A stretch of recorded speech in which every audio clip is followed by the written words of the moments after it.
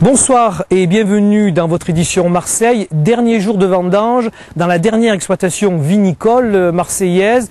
Derrière nous les Calanques, de l'autre côté Carpiagne. Nous en parlerons tout à l'heure, mais voyons tout de suite le reste de l'actualité. L'Olympique de Marseille renoue avec la Ligue des Champions. Les Olympiens reçoivent pour la première fois le Beşiktaş Istanbul ici à l'entraînement.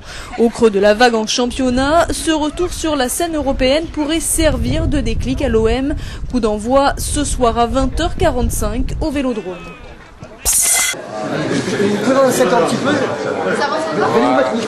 Voici les têtes pensantes de la 83e foire de Marseille. Harmonie des couleurs, cette année, le rose bonbon s'affiche. C'est un cœur qui bat parce qu'il bouge et sortent de ce cœur plein de petits pictogrammes qui représentent tous les secteurs représentés. Pictogramme séduisant, l'avion blanc vous emmène pour un tour du monde sur 17 hectares. Oui, l'Indonésie revient en force cette année, mais aussi le Vietnam, l'Algérie, le Maroc, l'Arménie, l'Espagne, le Népal, le Cambodge, l'Italie. C'est le signal, quand les piscines se dressent, la foire s'annonce. Avec ses classiques, traditionnels spa, ses produits testent les futurs vélos marseillais et une nouveauté incroyable. On va patiner au Parc Chano en plein soleil et ça va glisser quand même. L'aspect, c'est un aspect de la glace traditionnelle et lorsque vous voyez de près le matériau, ce sont des lattes sous le même procédé que le parquet et donc latte mâle, latte femelle. On pose ceci sur un terrain plat, il n'y a aucun entretien. Qu'est-ce qu'on fait dessus? Du patin, ma chère. Lorsque pour l'instant on parcourt les allées, on a bien du mal à imaginer qu'à partir de vendredi 21 septembre, il y aura ici 1500 exposants, un salon des médiums, un trophée des amoureux, un concours d'objets astucieux et des vaches à décorer. Difficile de trouver un appartement lorsqu'on est étudiant en cette rentrée universitaire. Certains en cherchent encore. C'est ce que nous allons voir avec Gilles Guérin et Noémie Dar. Charline et Eliel cherchent une colocation. Tous deux sont étudiants à la fac Saint-Charles. Elle vient de Reims, lui est parisien. Première visite, 40 mètres carrés, en face de la gare. Et là, il y a le branchement pour la machine à laver. C'est bien qu'elle soit dans la salle de bain. Ouais, c'est vrai. Premières impressions à chaud. Pour connaître qu'il y a un bel espace quand même, mais c'est vrai qu'il n'y a aucun meuble, il n'y a rien. Enfin, puis Même pour la cuisine, il n'y a rien, quoi. Il y a un évier et c'est tout. Voilà.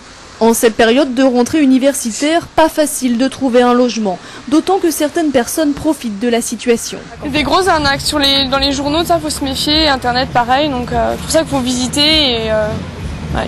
Plus, il y a aussi un truc, c'est les techniques de vente, c'est-à-dire qu'ils nous présentent un appart qui est moyen, voilà, après ils nous en présentent un qui est beaucoup mieux, mais qui est beaucoup trop cher par rapport à ce que c'est, ils profitent de notre enthousiasme. Ici, au Crous, 11 000 demandes de logement arrivent chaque année pour 4 600 chambres universitaires. Un parc insuffisant, le Crous propose donc d'autres services. Nous mettons à leur disposition des annonces des particuliers pour se loger en ville. Donc nous avons actuellement près de 450 offres disponibles de logement. Mais le problème reste la cherté des loyers sur Marseille. Et donc payer 400-500 euros de loyer pour un étudiant, c'est pas toujours facile. Et c'est ici que l'on retrouve Charline, toujours en pleine recherche.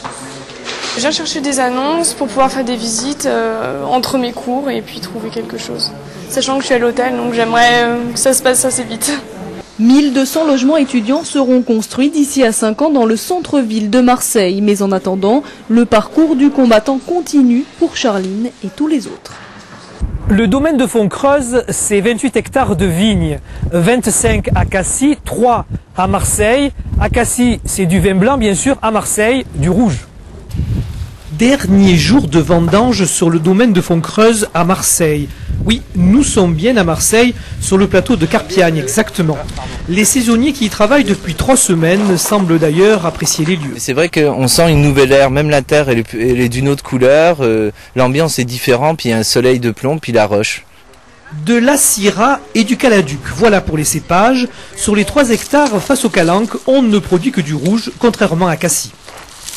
Nous produisons ici des vins, je crois, de haute expression. Je rappelle que la Syrah est un cépage de la haute vallée du Rhône qui est déjà utilisé pour les Ermitages, les Côtes-Rôties, les Saint-Joseph. Nous produisons de très petites quantités, 30 hectolhectares, 32, 33 hectolhectares au maximum.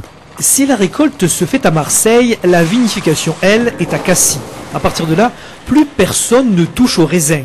Une machine se charge de séparer les baies de raisin de la grappe, du foulage et de la mise en cuve pour le départ de la fermentation. Les tonneaux de bois, eux, servent à la deuxième fermentation. C'est le vin rouge produit à Marseille. Il s'agit là du vin rouge produit à Marseille. Il va rester 18 mois. Le vin de Fontcreuse mis en bouteille n'aura pas l'appellation Marseille. La ville ne l'a pas revendiqué. Mais grâce à des cépages triés sur le volet, il en aura toutes les qualités. Ça, c'est la conclusion entre le moment où on a commencé à recueillir les premières baies de raisin et la bouteille, c'est passé 2 ans.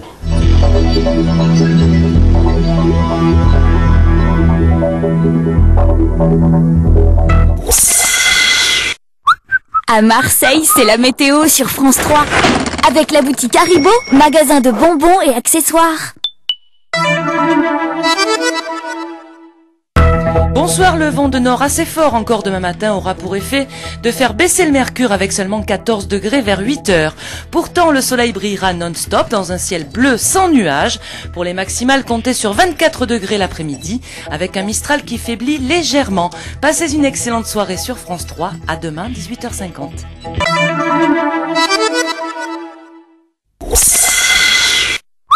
À Marseille, c'était la météo sur France 3. Avec la boutique Haribo, magasin de bonbons et